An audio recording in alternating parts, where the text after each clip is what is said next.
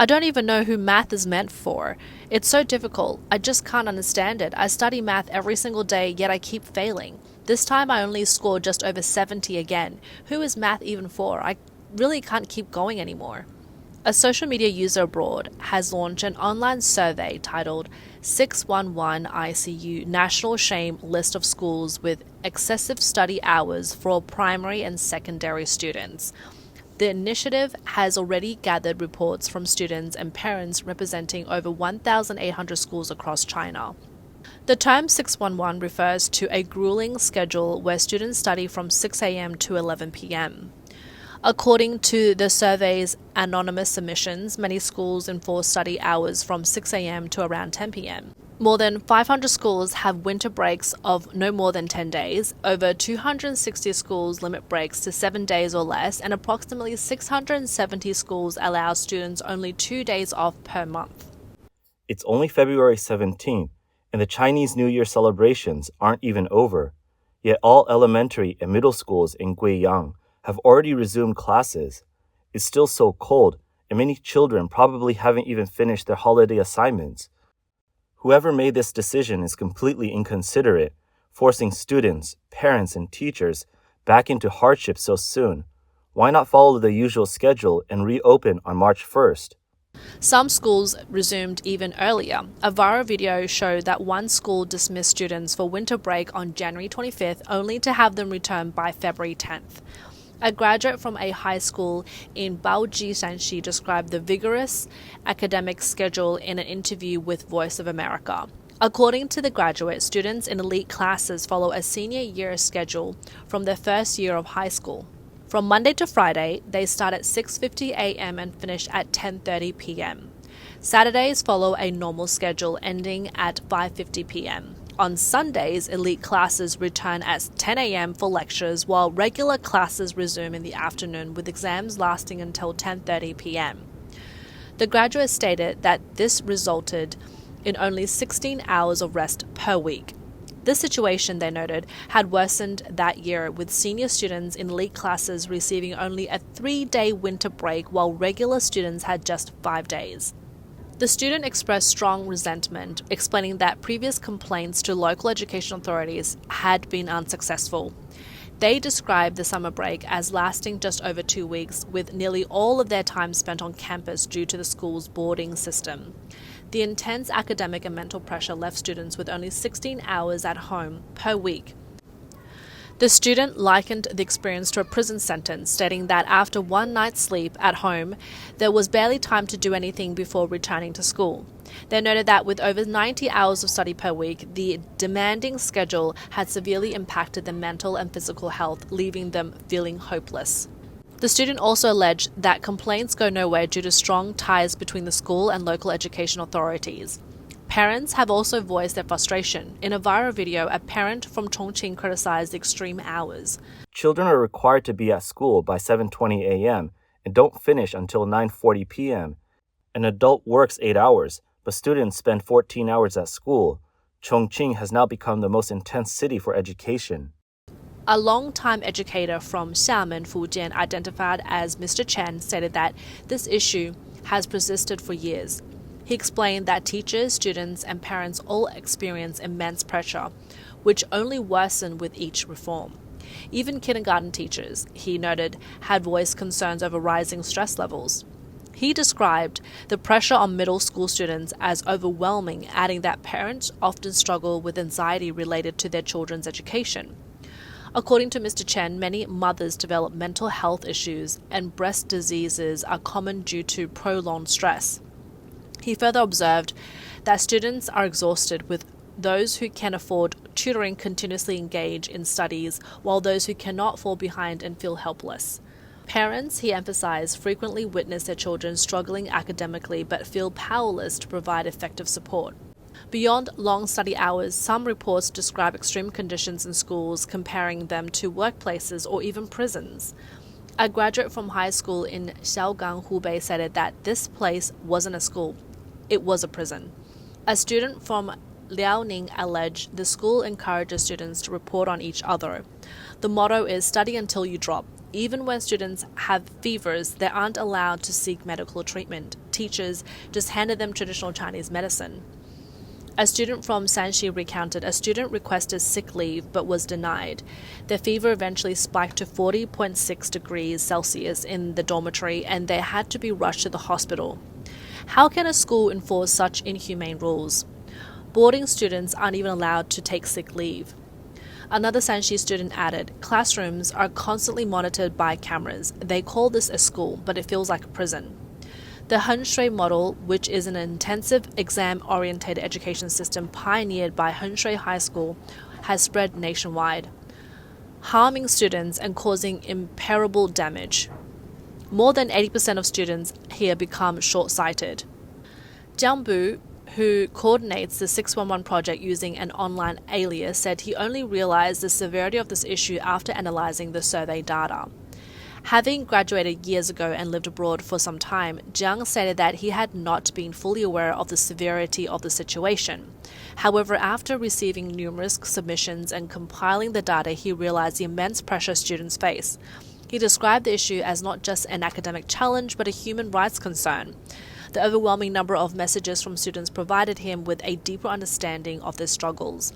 His goal in launching the project is to bring awareness and help alleviate student stress. The primary goal of the project is to spark broader discussions on excessive school hours and academic pressure. Zhao noted that many students have been part of the system for so long that they no longer recognize it as a problem. Through transparency and advocacy, he hopes to influence change, even if only to some degree. He also believes that 611 phenomenon stems from the spread of the Henshui model across China, further intensifying the pressures on students. The so-called Henshui model is an exam-oriented education system developed by Henshui High School in Hebei to adapt to China's college entrance exam system, commonly known as Gaokao. In 1992, Li Jingchi, then principal of Henshui High School, introduced intensive test preparation techniques and a highly disciplined educational approach. Under this model, schools operate like a high-stake exam factories, and students function as relentless machines, sacrificing creativity in a rigid, test-focused environment. While this model has produced high university admission rates, it has also sparked widespread controversy. The short-term success of the Henshui model, measured by university acceptance rates and admissions to elite institutions like Tsinghua and Peking University, has led other provinces to adopt similar strategies, particularly in regions with limited educational resources and severe imbalances. These provinces aim to replicate Henshui's results quickly, often at the cost of students' well-being.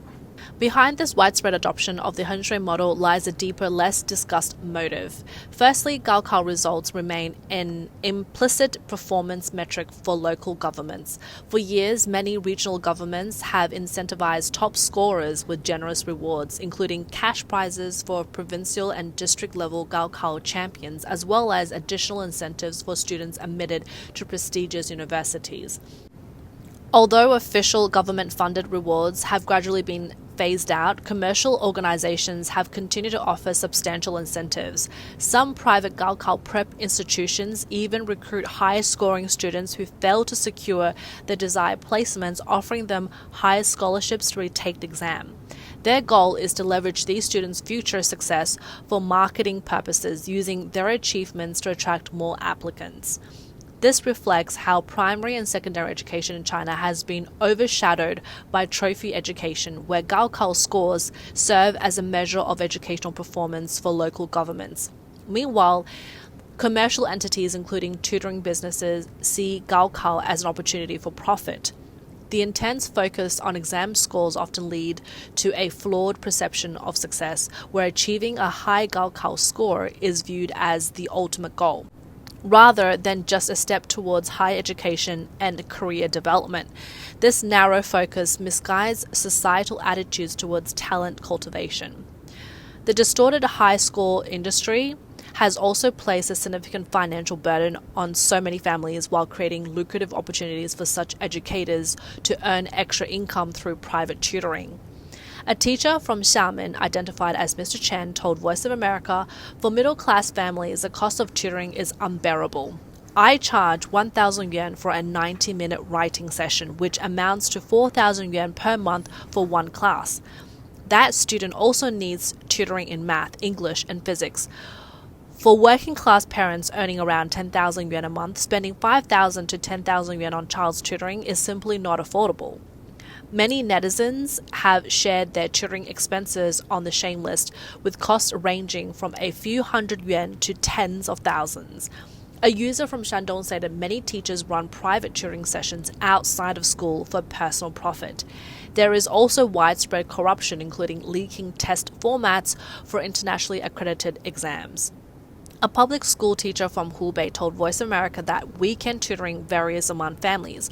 Some parents push their children into intensive tutoring, while others consider their financial situations and their child's wishes. The teacher noted that public school educators are officially prohibited from conducting private tutoring, but many secretly operate their classes to cater to parents who demand more academic vigor for their children. The widespread acceptance of tiger parenting among Chinese families is driven not only by government policies and commercial incentives, but also by the country's fiercely competitive talent market, which has led to a distorted perception of education. Professor Huayu Sebastian Chen, Vice Dean of Research and Equity at New York University, visits China at least twice a year and has in-depth knowledge of the country's education system. He sympathizes with students and their families, acknowledging that academic competition has become increasingly intense. Professor Chen also highlighted the social pressure parents face, describing a contempt chain among them. This refers to the intense competition and societal comparison between parents, while failing to push a child to excel is seen as a sign of inadequate parenting, leading to social judgment from other parents. He explained that this mindset drives parents to pressure their children from an early age, ensuring they not only get into a good high school, but the best one, which in turn increases their chances of securing a spot at a top university. He further noted, if you ask, isn't this too much pressure on young people? Many Chinese parents and teachers would be shocked. They would say, no, you must do whatever it takes to survive. Professor Chen also predicted that education pressure in China will not ease in the coming years. If anything, it will worsen. At the same time, the promised benefits of higher education in China are becoming increasingly uncertain. University graduates in China now face the highest unemployment rates in history. The rising unemployment rate among university graduates and the stagnation in postgraduate exam applications further validate Chen's perspective. China's higher education system is undergoing a downgrade phenomenon where degrees no longer guarantee stable employment, intensifying the already fierce competition among students. According to Chinese media outlet Southern Daily, the number of applicants for China's 2024 postgraduate entrance exam reached 3.88 million, a decrease of 500,000 from the previous year. This marks the second consecutive year of declining registrations. Beyond the drop in applicants, another major focus this year's exam has been the significant increase in difficulty. On December 29, 2024, an article titled "The Temperature of Images," published on the NetEase platform, highlighted that many experts and test makers reported this year's political exam was the most difficult in a decade. The English section was also deemed particularly challenging, trending on social media as many candidates admitted to feeling defeated just after these two subjects. The article criticized the growing trend of a Gaokao-style testing system in postgraduate entrance exams, where increasing difficulty levels force students to dedicate their final 2 years of university to intensive test preparation, mirroring the grueling high school experience. This extreme academic pressure, the article argued, has led to a decline in the quality of higher education, contributing to the devaluation of academic degrees. Another article titled "Postgraduate Exam Becoming Another Gaokao: When Will the Exam-Oriented Dilemma End?" also questioned the growing test-focused nature of postgraduate admissions. Some universities have even begun using postgraduate admission rates as a benchmark for evaluating teaching quality. This trend has led to a surge in applicants taking the exam without a clear career plan, exacerbating the misallocation of educational resources and widening disparities. Meanwhile, Chinese media outlet Shanliang Life Week raised concerns about the declining employment prospects for postgraduate degree holders. In a post questioning the necessity of pursuing further education, the article cited statistics from 2024 showing that only 44% of master's and doctoral graduates secure jobs, a lower rate than the 45% for bachelor's graduates and 57% for vocational college graduates. Even for students from average income families who endure years of intense academic competition, there is no guarantee of securing stable employment upon graduation. This raises questions about the cost-benefit ratio of an education system that demands immense financial and emotional sacrifices. The article further stated that economic growth is a key factor in job creation for highly educated individuals. Without robust economic expansion, increasing academic credentials will not solve the employment crisis. Commenting on the declining number of postgraduate applicants and the intensifying exam-oriented system, Xie Tian, a professor in business at the University of South Carolina, Aiken, told Voice of America that these trends indicate a downgrade in China's higher education system. Professor Xie attributed this to years of unchecked expansion in higher education and the integration of communist ideological teachings into this curricula, calling it the result of a great leap forward in education. He argued that the rapid expansion has led to a shortage of qualified faculty and a dilution of academic quality. More critically, Professor Xie pointed to China's severe economic downturn, which has led to widespread hiring freeze, factory closures, and rising youth unemployment. With university graduates already struggling to find jobs, postgraduate degree holders may face similar challenges. Professor Xie predicted that PhD degrees may lose their value shortly due to the deteriorating job market. He noted that in 2024, China produced 11 million university graduates, with estimates indicating that 70 to 80% of them would face difficulties in securing employment. While postgraduate degree holders might have a slight advantage, he observed that many young Chinese are reconsidering whether the financial investment in higher education is worthwhile, given that they often end up competing for jobs with high school graduates.